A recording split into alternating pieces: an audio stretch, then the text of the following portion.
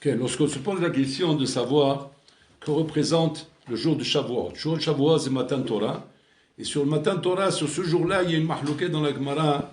Il y a une mahloquette, Yadoua Bekol HaChagim. Est-ce que Hachem exige dans les Chagim que ce soit Kulol Hashem, Kulol Lachem, Roulé?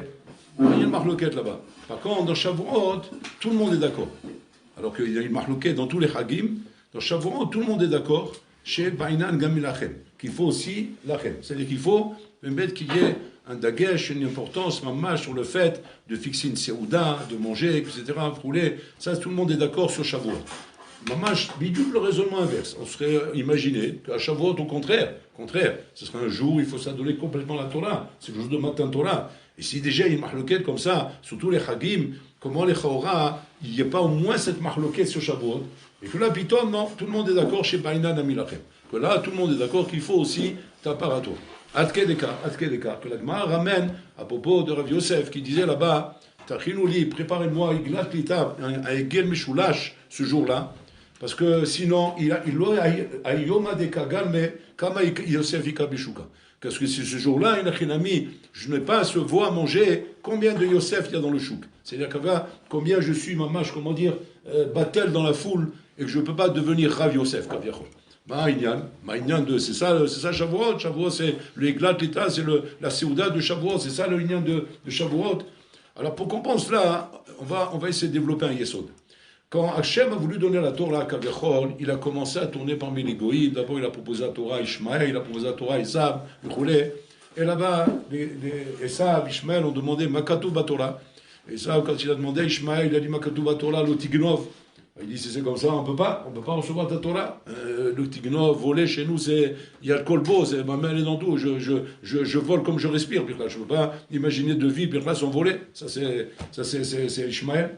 Aïssa, il a demandé Makatou Batorah, il dit, c'est marqué dans la Torah, le tir-sar, ne tue pas. Il dit, comment c'est? Moi j'ai l'épée dans ma main, avec ça je règle mes problèmes dans la vie. Il y a un problème avec quelqu'un, je lui coupe la tête. Je ne peux pas imaginer de vie là-dedans.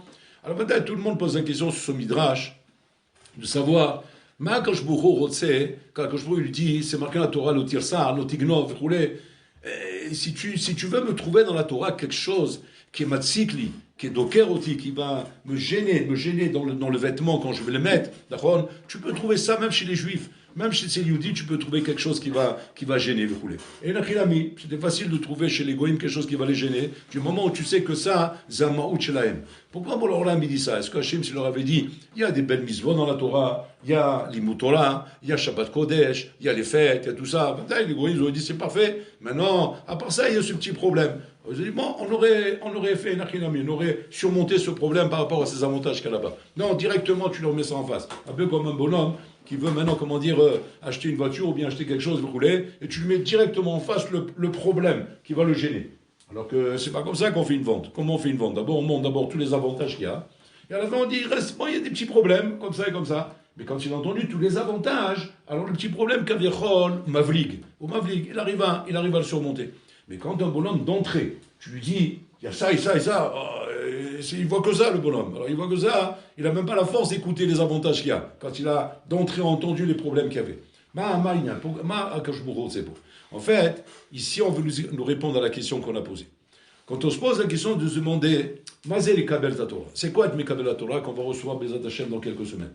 Est-ce que les Kabel Torah, Zaitzem Shel Limut Torah, Vekiyuma Mizvot, c'est ça les Kabel Torah? Ou bien non, il y a encore autre chose qui nous échappe.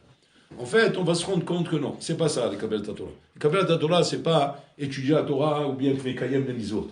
Ça, c'est le respect de la Torah. Ça, c'est accomplir la Torah une fois que c'était Mekabel Ota. Mais avant cela, il y a autre chose d'abord. Être Mekabel Torah, ça relève de notre paramètre. Ça relève de quoi? Ça relève du fait qu'un homme, quand il est Mekabel la Torah, il doit se dire comme ça. Moi, ma vie, je la conçois d'une certaine manière. Accepter la Torah, c'est être prêt à changer ma tfissat chaim, être prêt à changer ma façon de voir la vie, de voir les choses différemment. C'est que la Torah n'est pas simplement, juste un rajout dans ta vie. Un rajout dans ta vie, c'est où tu as ta vie, tu as tes inyanim, et on vient te rajouter un petit truc qui serait, étude la Torah et accomplissement des mitzvot. Si la Torah n'était que l'imut Torah et accomplissement des mitzvot, ça ne gênerait pas que tu aies une fissat chaim qui soit différente de celle de la Torah. Ça ne dérangerait pas, Birlan. L'homme mafria. Du moment où à côté de ton mode de vie, qui est un mode de vie goy, un bonhomme qui vivrait comme un goy, mais qu'à côté de ça, l'homme Torah, vemikayem ta misot. Les chauras, ça ne dérangerait pas. Que ça dérangerait maintenant que ta vie se vit comme un goy, tu as des pratiques goy, mais tu ne transgresses pas les averot. Tu ne fais pas de averot. Tu fais les misot qu'on te demande et tu mets quand même la Torah. Tu vas dire quoi? Tu étudies la Torah. Ça n'aurait pas dérangé. On voit que la Torah, non, c'est pas que ça. Quand je vois, il demande aux goyim, est-ce que tu veux ma Torah? Et qu'il leur dit ce qui est marqué dans la Torah, c'est l'otirsa, l'otignov. Il met le point sur quoi, Kajbourou? Sur leur fils Atraïm. Il les attrape sur la Nikuda, qui est la Nikuda essentielle sur laquelle l'oy est mevater. Il ne peut pas être mevater sur ça. Et cette Nikuda, que tu ne peux pas être mevater, sur ça, Bola il dit, est-ce que tu es mekabel ma Torah? C'est-à-dire, est-ce que tu es prêt à faire un vitour? Un vitour, c'est-à-dire à mettre de côté, à pardonner. Une chose qui représente l'essentiel même de ce qui représente ta vie, et que ça, tu es prêt à le mettre de côté pour accepter la Torah. Si tu es prêt à faire cela, tu n'es pas prêt à faire ça, et ça, c'est la nikuda de ce que ce Midrash nous apprend. Maintenant, à partir de là, on va comprendre pourquoi ils nous disent, je ne sais pas, qu'il nous faut aussi, c'est-à-dire la Séouda de Shavuot. La Séouda de Shavuot, à Shavuot, c'est vrai qu'on fait un essai du Limut Torah, on s'assoit toute la nuit, on étudie la Torah, l'homme dit pour la laïla, pour montrer qu'on veut recevoir la Torah. Mais c'est pas ça l'essentiel, c'est pas le etsem d'étudier la Torah qui montre que tu es mekabel la Torah. Ce qui montre que tu es mekabel la Torah, comme le mot il veut dire mekabel. Pour être mekabel, eh bien, il faut vouloir recevoir la chose. Voilà ce qu'on te demande. On ne te demande pas de payer, on te demande de vouloir être mekabel. Le ratson de vouloir être mekabel. C'est quoi ce ratson de vouloir être mekabel? C'est d'exprimer une simcha là-dedans. J'exprime une joie. On est joyeux de recevoir quelque chose. On veut te donner quelque chose, on veut te donner un cadeau, tu es joyeux de le recevoir. Si tu n'as pas cette simcha de le recevoir, tu vas dire, le kibalta est à matana azot. Cette matana n'est pas acquise à toi. Parce qu'on ne parle pas d'un kinyan kessé. On parle d'un kinyan, moment de prendre la chose avec ratson, avec volonté. Qu'est-ce qui va montrer cette volonté de recevoir la Torah? C'est la Séouda que je fais pendant Yom Tov. Cette Séouda de Yom Tov est une Séouda Rabotai qui n'est pas une Séouda régula, comme on va trouver dans les autres Yom Tov, on va trouver dans Shabbat, ou là-bas ça relève de notre Inyan, là-bas ça relève de Ornek Shabbat, ça relève de Simchat Yom Tov, c'est notre Inyan. Ici, Rabotai, c'est la Séouda chez Mochiach Alav, chez sa mère les Kabel Torah, qui veut recevoir la Torah. Donc c'est pour ça que là, Kula Maskivin, tout le monde est d'accord, des Baïna Namirachem. Qu'il faut aussi me mettre cette Séouda qui va montrer combien tu es sa mère d'être Mekabel la Torah. Et c'est ça la preuve, Shatam Mekabel ta Torah. Israël n'ont pas dit Stam Naase Benishma. D'être prêt à changer tout ce qu'il faut. Ils l'ont exprimé en disant Naase Benishma, c'est-à-dire qu'on n'a pas de conditions, de préconditions, ou de préjugés d'Ikhlas ou quoi que ce soit de ce qui va être écrit dans ta Torah, du moment où nous, ce que nous voulons, et Nachilami, c'est changer notre vie. On veut changer notre vie. Et on est prêt à accepter tout ce qui sera écrit dans la Torah. Même si c'est des choses, Nachilami, qui vient à l'encontre même de choses qu'on a pris l'habitude de vivre de cette manière, ou de faire d'une autre manière. Mais on est prêt à tout changer. On est prêt à tout changer pour toi, Kadosh Borou. Ça ne veut pas dire que c'est facile. Ça ne veut pas dire que c'est quelque chose qui est naturel.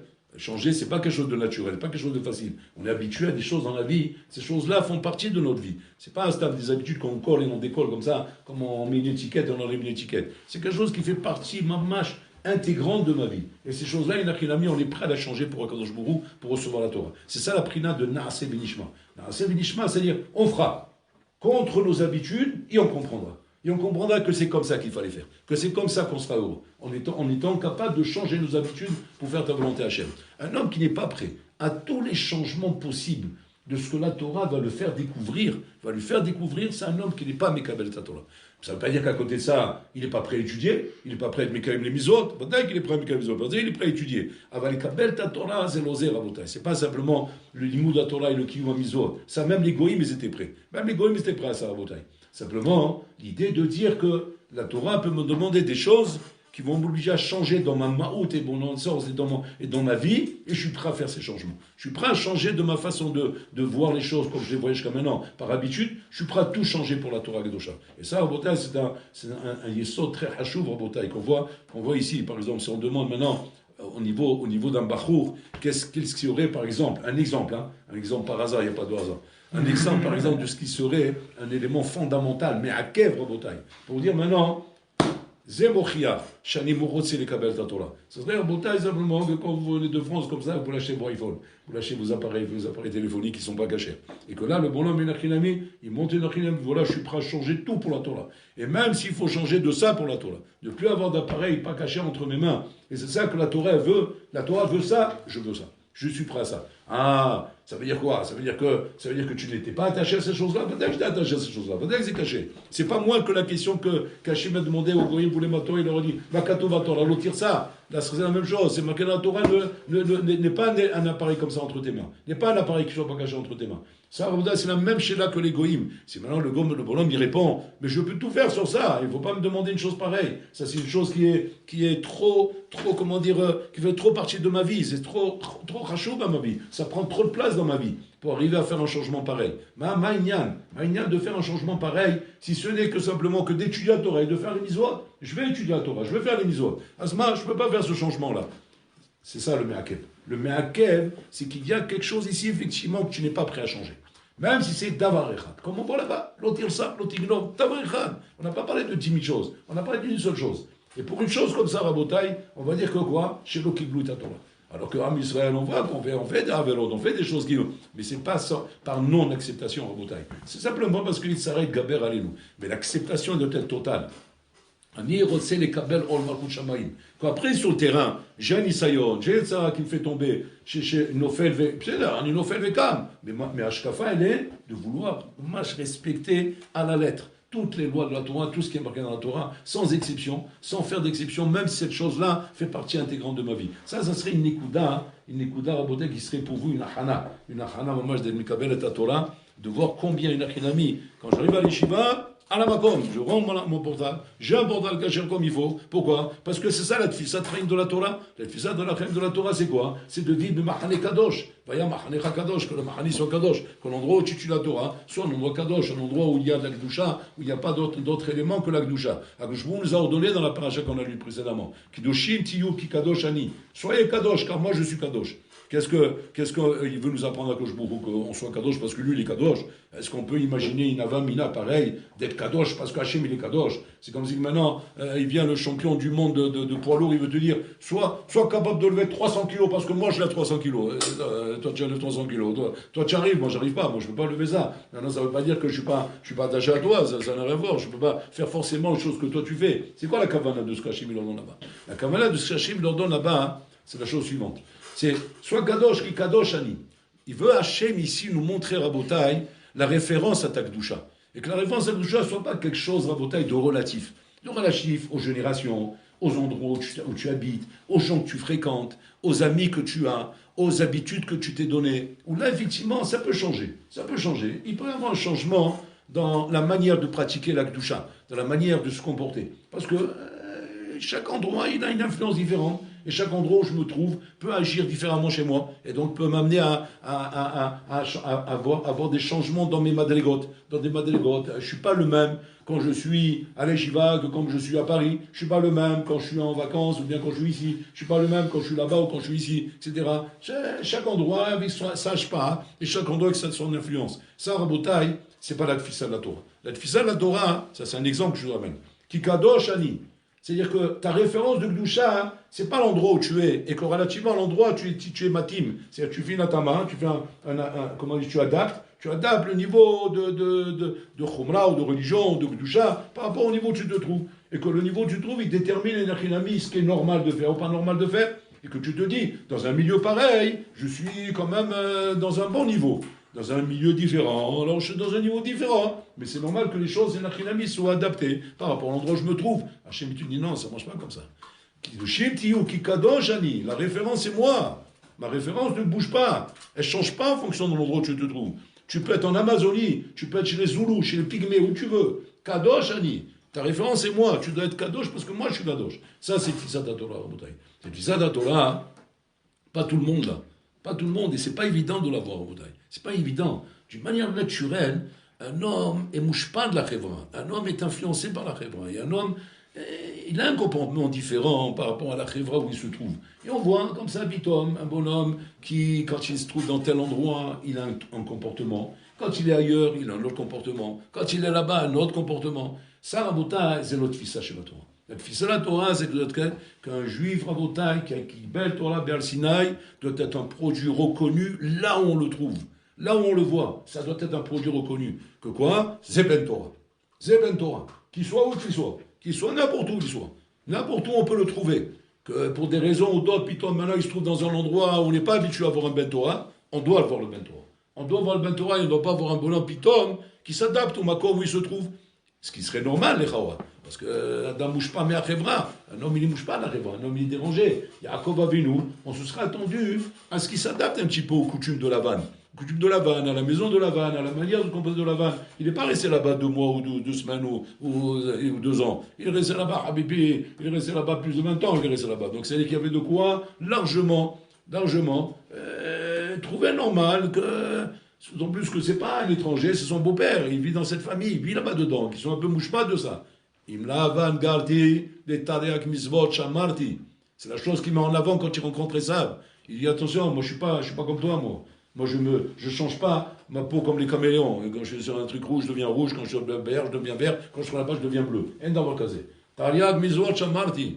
Je peux être chez Lavan, je peux être dans un endroit qui n'est pas du tout adapté au Kiyum, à Torah et à Mitzvot, avec des bonhommes qui n'ont rien à voir avec la Shkafa de la Torah, avec une famille qui soit complètement déconnectée du Olam Torah. On parle de famille maintenant, c'est-à-dire que tu peux avoir un maître Torah qui débarque dans une famille qui soit complètement à l'ouest, où rien n'est adapté parce que lui devrait normalement agir et faire par rapport à ses convictions. Et donc il va se dire quelque part, il va se dire bon, je vais m'adapter, je vais m'arranger, je vais faire pour le mieux, je vais limiter les dégâts. Je ne peux pas me demander maintenant ce que je me demande en temps normal. Donc je vais arranger de façon à ce que je puisse m'adapter au matzav dans lequel je suis. Non, Kedushim Tiyu, Kikadosh Ani. C'est la référence, c'est moi, c'est pas l'endroit où tu es. Donc Yaakov Avinu a compris ça. Que quoi? Ma référence c'est Bora Olam. Où que je suis, quoi que je fasse, où que j'aille, je dois être mamash, le Ben Torah, tel qu'il a été comment dire, conçu au moment de Matan Torah. Donc c'est ça la Matan Torah. Donc Matan Torah, c'est pas un travail pachout. C'est pas une avoda pshuta, rabotai. Et c'est pas pour rien que Stam, on a Sfirata Omer, pour nous préparer cette avoda, rabotai. Que nous allons arriver le jour de Shavuot, et Hachem, comme il a demandé au Goïm, comme il a demandé au Juif, il va te demander à toi, à chacun. Aïm atam mikabel ta Torah sheli. La réponse ne doit pas être une réponse qu'on lève de la poche comme un revolver qu'on sort. Ça doit être une réponse réfléchie. Aïm mikabel ta Torah, c'est quoi la réponse? Naaseh v'nishma. Naaseh v'nishma, c'est-à-dire je suis prêt à tous les changements. Tous les changements, il n'y a rien à dire. Qu'à partir de maintenant, on va m'apprendre que la Torah n'est pas en accord avec ça. Je suis prêt à changer, il n'y a rien à dire. Ah, mais les Chora, c'est une chose à laquelle tu es habitué, c'est une chose à laquelle tu es attaché, c'est une chose qui fait partie de toi-même. Et que, a priori, même si on va te dire, Naguid, on va te dire que cette chose-là, il n'y a rien à dire, c'est normal, tu la respectes, parce qu'elle a Soura. On ne parle pas de Issour Véter à Botaï. On parle de choses qui ne sont pas en accord avec la Torah. Et que même si cette chose-là, il n'y a rien à dire, elle est permise, c'est-à-dire, comme elle a permise. Ça veut dire, on n'a pas trouvé une halakha qui l'interdit. Il n'y a pas une halakha qui interdit cette chose-là. Sanctifie-toi dans ce qui t'est permis. Ça veut dire quoi? Que même ici, Nachinami, tu vas te trouver un terre dans cette chose-là. Tu vas trouver un terre. Tu vas trouver un Nachinami qu'on ne peut pas vraiment dire d'une manière, mais il faut rage que ça, c'est interdit. C'est pas clair que c'est interdit. Et comme c'est pas vraiment interdit, et que moi, maintenant, cette chose-là, elle est importante pour mon équilibre, pour ma vie, alors je pourrais me dire maintenant que c'est pas en désaccord avec la Torah. Non, la Torah, tu dis non, c'est pas comme ça, la Tfissa de la Torah. C'est pas ça, la Tfissa de la Torah. La Tfissa de la Torah, c'est quoi? C'est ça qui est de Shintiou.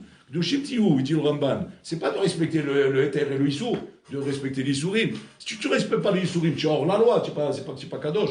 Le reproche qu'on va faire là-bas, c'est pas de dire ah, tu n'as pas été Kadosh. C'est pas que tu n'as pas été Kadosh. Quand tu poules, on fait oh, jouer. L'agent de police, il va dire ah, vous n'êtes pas un Hassid, vous, monsieur. Vous n'êtes pas patriotique. C'est ça qu'il va te dire. Il va dire espèce de bandit là, tu as brûlé le fer rouge. Tu sais que tu peux tuer des gens comme ça. Comme ça, il va te parler. Tu vas dire, attends, monsieur, pourquoi vous dites que je suis un bandit? Je suis pas un bandit, j'ai brûlé un feu rouge, ça rigole. J'étais pressé, il faut comprendre, vous devez comprendre. Il dit, mais non, mais pressé, mais c'est pas parce que tu es pressé que tu vas tuer les gens quand même. Tu es hors la loi, tu es un bandit. Voilà comment on va parler. Donc le Ramban, il demande, pourquoi en étant respectueux des choses qui sont assourimées, ça s'appelle pas Kadosh? Il dit non, parce que ça c'est hors la loi. Tu es un voyou, tu ne respectes pas les lois de la Torah. C'est comme tu brûles un feu rouge. Et là, ben motar lecha. C'est que là-bas, on voit la Kedusha que tu as. Combien tu es kadosh, c'est-à-dire combien tu vis avec la tfissa de la Torah, tu vis avec la shkafa de la Torah. Ou enachinami, toute chose qui n'est pas en accord avec la shkafa de la Torah, je ne la veux pas chez moi. Même si cette chose est enachinami, je ne peux pas te montrer comment elle est asura, je ne peux pas te montrer comment il y a un saïd au Shulchan qui montre que cette chose-là est interdite, mais que cette chose-là doit être là.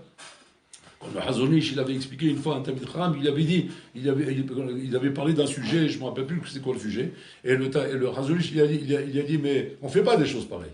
Alors le Talmid Chacham, qui est un Talmid Chacham, qui connaît, il dit Mechilak Vodarav, je connais parfaitement le Shulchan Aruch en long et en large, en travers, dans tous les sens. Il faut Katouf d'avoir casé.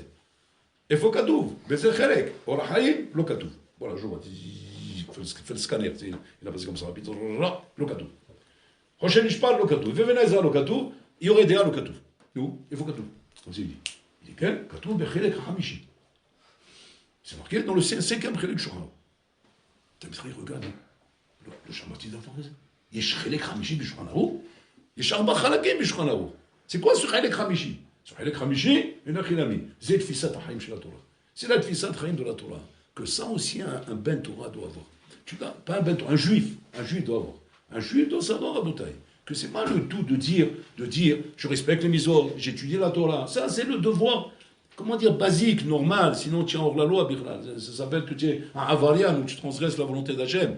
Malgré que tout ça est respecté, tu dois avoir la Tfisat Haïm de la Torah. Donc quand Kachbrou, il leur dit au Goïm, l'Otir Sar, faites attention, il ne parle pas du lave de l'Otir Sar, il ne parle pas d'interdiction. Parce que l'interdiction, c'est évident qu'il faut la respecter. Tu es un assassin si tu tues. Et même chez les Goïm, eux-mêmes reconnaissent que tu es un assassin si tu tues. Donc pourquoi ils ont refusé? Pourquoi ils ont refusé l'Otir Sar? Si Nachilami, on voyait chez les Goïm comment ils permettent de tuer, alors je comprendrais le Midrash. Pourquoi ils ont refusé? Parce que marqué le tir ça, et moi je peux pas, et moi il faut que je tue. Alors on a tué. Mais vous-même vous condamnez, pire que nous. Les chaises électriques, Ignani, pendaison, la guillotine, Ignani, je le coupe en morceaux, je le mets, faire la chair en pâté comme ça, je l'envoie en pâturage, la broche chacal. Attends, vous êtes plus dur que nous, les Khawa. Ah, c'est comme ça, hein. Alors pourquoi vous avez refusé? Pourquoi vous avez refusé? Chez les Mohammed là-bas en Arabie Saoudite, un bonhomme il vole, on lui coupe la main. Il continue à voler, on lui coupe la deuxième main. Il continue à voler, on lui coupe le pied droit, et après le pied gauche, il met comme un 30 pommes. Il ne peut plus bouger. C'est-à-dire, comment il résout le problème? Eh ben, il ne faut pas qu'il vole. Comment il fait pour ne pas voler? Eh ben, on lui enlève les mains, et les pieds, et tout ce qu'il faut, comme ça, il ne vole plus.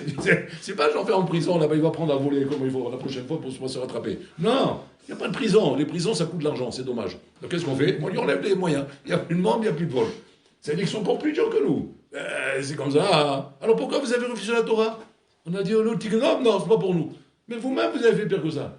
Et dit le Beth Alevi, qu'Akadosh Baruch Hu ne parlait pas du Issour. Il ne parlait pas du Issour de l'Otirsa. Il ne parlait pas du Issour de l'Otignov. C'est pas de ça qu'il parlait Hachem. Hachem parlait de la Tfisat Chaim. La Tfisat Chaim. C'est-à-dire que quoi? C'est-à-dire que les Goïms, quand ils ont fait la loi de ne pas tuer, de ne pas voler, c'est une loi pour me protéger. C'est pas une loi pour punir le vol ou pour punir l'assassinat. L'assassinat et le vol est quelque chose de normal chez les Goïms. C'est normal. Seulement, il faut que je me protège. Parce que demain, on va savoir, ma boule, il peut me tuer à moi. Alors pour me protéger, il faut que je fasse une loi de ne pas tuer. Mais c'est juste pour me protéger, Nachilami. Mais si Nachilami, il a fait de quoi? Tue-le. Ne te fais pas attraper. Parce que tu vas attraper, on sera obligé de couper la tête. Et le autres. Mais c'est toi l'idiot. Pourquoi tu t'es fait attraper? Alors que dans la Torah, avant même de penser transgresser une loi de la Torah, d'abord, même je n'ai même pas la minable d'aller à l'encontre de la volonté d'Hachem, avant même d'arriver là-bas. Donc c'est-à-dire que c'est pour ça qu'on dit il faut être un choté pour faire une avelle d'après la Torah, d'après la Tfisat Haïm de la Torah. Alors qu'un goy n'est pas choté quand il tue. Il tue parce que c'est sa mode de tuer. Un juif, s'il tue, s'il est devenu choté. Pourquoi? Parce qu'avant même de ne pas transgresser le Issour, j'ai une Ashkafat Haïm de vivre dans la volonté d'Hachem, de vivre tel qu'Hachem veut que je vive. Donc là, je ne dois pas arriver là-bas. Alors comment j'ai pu arriver là-bas? Choté. Parce que j'ai un roi tout qui m'a pris. Je suis devenu fou. Le tsar m'a tourné la tête, il m'a rendu fou. Et c'est comme ça que j'ai pu tomber. Donc on voit ici, dans Botaï, qu'est-ce qu'exige Kabbalat Torah? Donc c'est juste un vrai ratson de recevoir la Torah. C'est ce qu'on fait à Botaï dans la coutume de Shavuot. Qu'est-ce qu'on fait à Shavuot? On reste toute la nuit en train d'étudier, on fait le tikkun. On dit que le Maggid du Vilna, il se retrouvait le soir du tikkun avec le Gaon de Vilna. Ils se retrouvaient dans au même Beit HaMidrash. Avec le Maggid Miduvna, qui était à l'époque du Gaon de Vilna. Le Maggid Miduvna, il vient vers le Gaon. Il le voit en train de faire le tikkun. Il était persuadé qu'il était en train de faire du Ayoun. Le Gaon de Vilna, c'est Pshuto Kemashmol, le Gaon de Vilna. S'il y a un jour où le Gaon de Vilna va être Mehadesh des Chidushim, c'est Vadaï, c'est ce jour-là. Surtout qu'il y a une d'être Mehadesh des Chidushim, le jour de Shavuot. Donc Vadaï, il doit être dans un Ayoun Atsum, en train de décortiquer une Sougia, il va sortir un Hidush Habébé, que même depuis Matan Torah, on n'a pas entendu un Hidush pareil. Qu'est-ce qu'il va faire? Il va écrire Teilim. Il est en train de faire les Teilim. Tu fais. Vodalab, Makara. Quoi, vous faites du tikkun? Alors le gars, il regarde le Maggid Ouvna. Véatalo, c'est tikkun? J'étudie. Il dit, non, il faut faire le tikkun. Alors il a compris qu'il n'a qu'un ami, il vient de faire le tikkun. Alors le Magid Medouza, il lui répond au Gaon. Il répond comme ça. Il dit en vérité, il n'y a pas de stira Gora. Moi, il faut que je continue à étudier et vous, il faut continuer à faire le tikkun. Parce qu'en vérité, vous savez pourquoi vous pouvez permettre de faire le tikkun? On peut se permettre de faire le tikkun Rabotai quand on a un magasin et on a une belle vitrine. Alors une belle vitrine, qu'est-ce qu'il doit y avoir dans la vitrine? Tous les échantillons de ce que tu as dans le magasin. Tu mets dans la vitrine en avant tous les échantillons que tu prétends vendre aux clients. Si jamais ils rentrent, ils demandent j'aimerais ce modèle-là, ou j'aimerais ce modèle-là, j'aimerais ce modèle-là. Qu'est-ce qui se passerait si maintenant les clients ils arrivent, ils voient le magasin, ils voient la vitrine, magnifique, magnifique, c'est la vitrine Champs-Élysées là-bas, elle est belle, et tu vois ça, ça donne envie d'acheter la terre entière. Et le bonhomme il rentre dans le magasin, il commence chacun, je veux ce modèle, je veux ce modèle. Oh, calmez-vous là, on ne crie pas ici. On n'est pas chez les melons ici, on ne pousse pas des cris. Il dit d'accord, mais donnez-nous le modèle, il n'y a pas de modèle. Alors c'est quoi ça? C'est la vitrine. C'est un maboule. On ne fait pas des choses pareilles. On ne fait pas une vitrine pour montrer des modèles et qu'on fait compte qu'on n'a pas le modèle derrière. Alors ça veut dire que quoi? C'est des vatalas tout ça. Comme ça il dit Magid Medouza. Magid Medouza il dit, le gars on peut se permettre de faire le tikkun. Pourquoi? Parce qu'il met en vitrine les modèles qu'il a en dépôt. Donc mais là on peut rentrer à tout moment, montre-moi ça. On peut regarder Teilim, qu'est-ce que tu as à dire sur Teilim? Il fait la déballe. Qu'est-ce que tu as à dire sur Nivim? Kituvim. C'est-à-dire qu'il a le dépôt, de tous les modèles qu'il met là-bas. Mais nous on fait quoi? On fait la vitrine, il n'y a pas de modèle, il n'y a pas de dépôt. Alors il dit le Magid Medouza, il chayav lilmod, il a fait. Alors la chéla se pose maintenant. Az moi aussi mayom. Qu'est-ce qu'on fait à Yom? On fait le tikkun, on étudie. C'est moi te dire quoi? Non, il faut un tikkun. Alors comment répond à la question du Magid? Alors là il répond les Mefarshim, ils disent comme ça. Nachon, que le Magid Medouza, lui, vis-à-vis du Gaon de Vina et Nachinami, c'est comme ça qu'il a vu les choses, que quoi, qu'il faut qu'il ait d'abord la viande avant de mettre le modèle. Donc il veut d'abord avoir derrière le dépôt avant de mettre le modèle. Il a fait. Seulement, nous, Rabotai, on n'a ni la vitrine ni le modèle. Donc on est obligé de travailler différemment. C'est quoi différemment? Différemment, c'est de montrer une allusion, Rabotai, à ce qu'on veut avec ce qu'on est en train de faire. Quand on est en train d'étudier Rabotai, le tikkun, on est en train de montrer un Shem, par le maasé que nous faisons, qu'on a le désir de vouloir connaître toute la Torah. Seulement, malasot, quand on donne un dor de yatom, un dor d'orphelin, un dor caché avec beaucoup de missionnaires, beaucoup de yesarara, aval zeharatson shelanu, la kiret kol la Torah kula. Donc, là, on ne va pas se tromper, se mentir nous-mêmes, d'avoir la prétention de dire qu'on est capable de faire comme le gars, de faire du rioud, des nianim roulés. On veut montrer qu'on veut connaître toute la Torah entière. Deuxième chose qu'on fait, c'est qu'on reste toute la nuit en train d'étudier. A priori, si c'est juste le tikkun, tu n'as pas besoin de rester toute la nuit étudier. Fais jusqu'à Khatsod là, il va dormir. Non, toute la nuit. Pourquoi? Parce qu'on veut montrer par là, deuxième allusion à Kadosh Baruch Hu. On veut lui montrer que quoi? Que nous, on voudrait être tellement passionnés par la Torah qu'on ne veut plus s'arrêter d'étudier. Seulement, on est encore une fois dans un doriato, dor caché, des émeraudes cachées. Que tu nous aides pour ça. Troisième chose qu'on fait, c'est qu'on se trempe au mikvé. On se trempe au mikvé le matin. Encore une fois, pour montrer encore une allusion. Quelle allusion? Pour montrer à Kadosh Baruch Hu que voilà, comme un homme, quand il rentre dans le mikvé, il n'y a aucune khatsissa. Sans aucune khatsissa. Complètement attaché à toi, sans rien d'autre autour de nous. C'est qu'aujourd'hui, Rabotai, ce que nous faisons dans notre avoda, c'est des allusions qu'on montre à Hachem. On veut montrer à Hachem et Nachilami le désir profond qu'on a et que malheureusement on n'arrive pas à réaliser parce que l'âme est difficile, le dor est difficile, la galoute est difficile, mais notre ratson n'est pas difficile. Lui, il doit être exprimé. C'est-à-dire, tout est difficile, tout est caché. Alors ton ratson, il doit être exprimé.